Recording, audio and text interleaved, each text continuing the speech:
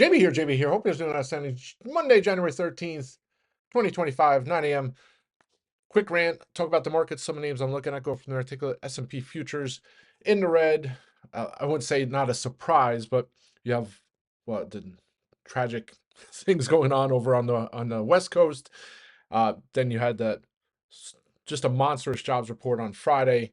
So now uh, yields are rising, U.S. dollars heading higher, and just it's kind of like this. I wouldn't call it a perfect storm, but just easy to kind of rationalize at least a pullback at the open here today.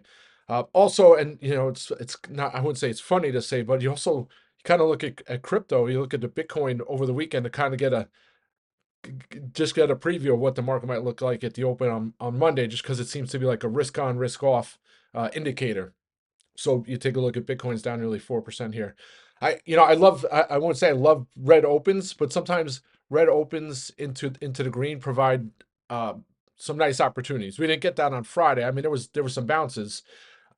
Maybe we get it today. I don't know, but it's a big week, and I put on a watch list this morning. I hate to say it's like this is the biggest week in months or years, but there's not crazy amount of catalysts. But we do have the kickoff of Q4 earnings season on Wednesday with the banks. We have CPI data.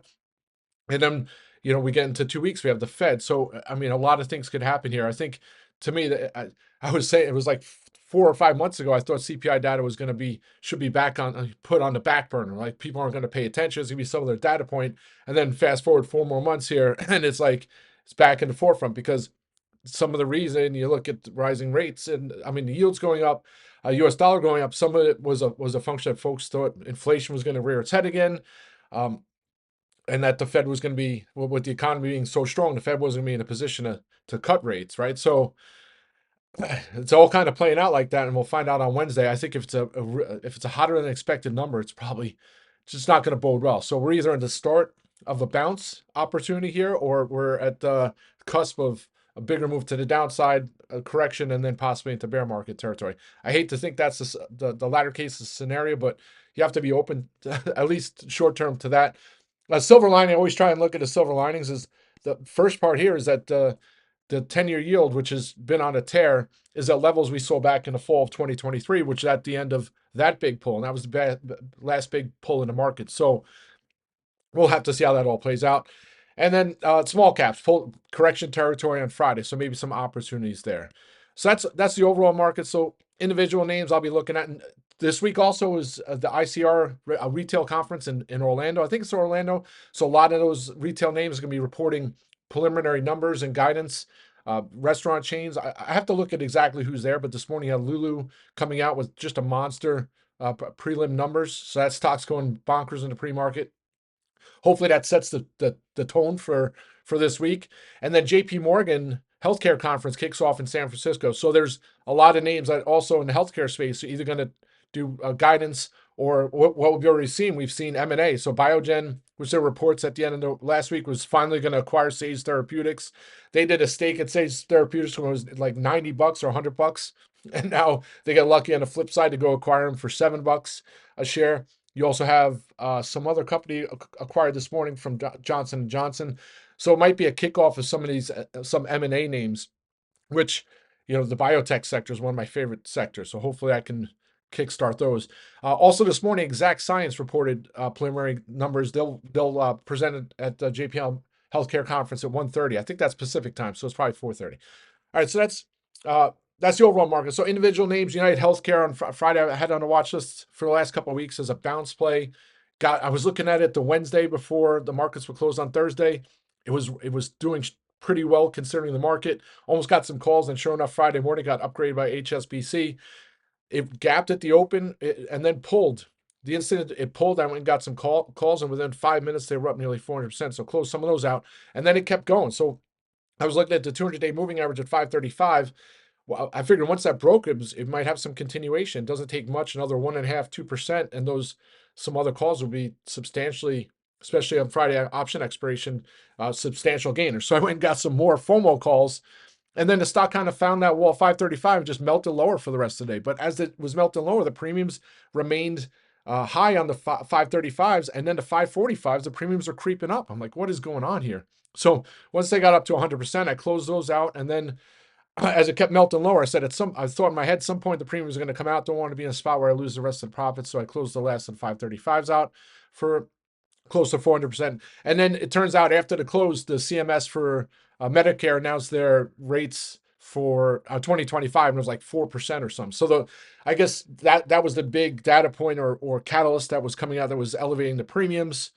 Thankfully, I mean, it would have been nice if it came out intraday and pumped the stock up even more, but lucky to get those profits in there. I'm not sure I'm going to watch UNH reports earnings this week. I think on Wednesday, so I'm probably not going to look to get any spec calls on that. Might be on back on the off the watch list for now, but it's a name. If it even reports decent numbers, maybe it gets back to 560 or so, but tough to play it because the premium's elevated.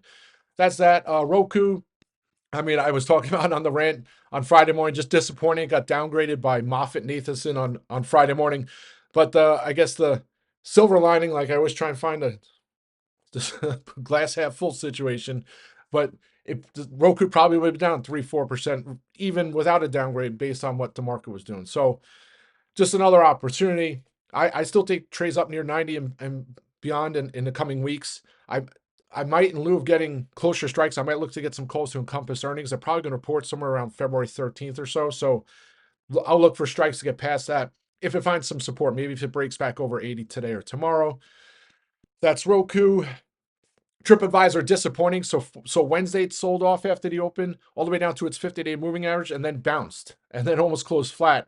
And then it did the same thing on Friday, sold off after the open, no bid really to speak of, and then no bounce to the 50-day moving average, closed down 6%. No news, no catalyst. Some of the other travel names are selling off, so I don't know if that was some of it. To me, the story hasn't changed here. I'm just going to wait. I'm not going to add any more strikes just yet. Hopefully it finds some footing here and gets back over $15 in the next day or two. And then Intuitive Surgical. So that they'll last time so I don't know how long I've been following. I think it was one of my top 5 stocks in 2014, Intuitive Surgical. But every time they reported to JPM Healthcare Conference, they announced prelim numbers for Q4. So it'll either be out tomorrow after the close or Wednesday morning. But probably, it might be Wednesday morning. But right now, they have a 5.2% implied move. The stock moved over 10% when they pre-announced last year. And then now you have this backdrop of robotics, which, I mean, robotics has always been there. I don't know how all of a sudden it's just getting hyped now, but it almost might give more positive attention to the stock if they post another huge prelim number, right? So tough on the premium side. I mean, I probably have to go up to the 600 strikes just to get a decent, inexpensive contract to play for, almost like a spec trade. But I might look to get some calls today for some premium builds into their prelim announcement, before the close Tuesday. So that's Intuitive Surgical. Such a great name. One of the most fundamentally sound names on the market. That's that. Exact Science. They also announced prelim numbers this morning. Another great name or a great story. They announced they're coming out with 3 more cancer tests in 2025, and then they updated their guidance. I think it came up above estimates. But you take a look, the chart 50-day moving average is right there at 58.74. I think if it breaks that in the morning, I might look for some spec calls to play for moving to the 60s. And then that's that. Still looking at my top 5 stocks to trade. Weave Communications, probably the one I'll look to get some calls on. And then on the flip side, ironically enough, when I was looking to get some puts into it and DEC, where my 2 put trades are at least for long term, and both held up pretty well on Friday despite the market weakness. So if we do get a rollover today, maybe under 575 on a SPY, I'll look for some inexpensive hedge puts, MDB, maybe Snow, maybe ServiceNow, Lam Research. ASML was gapped down this morning, so I don't know if I'd trade that one after the open. Well, actually, it bounced a little bit here. It was down at 715 and 722. So maybe I'll look at that one as well. Anyway, let's have a great day, folks. I'll be back. Rock and roll.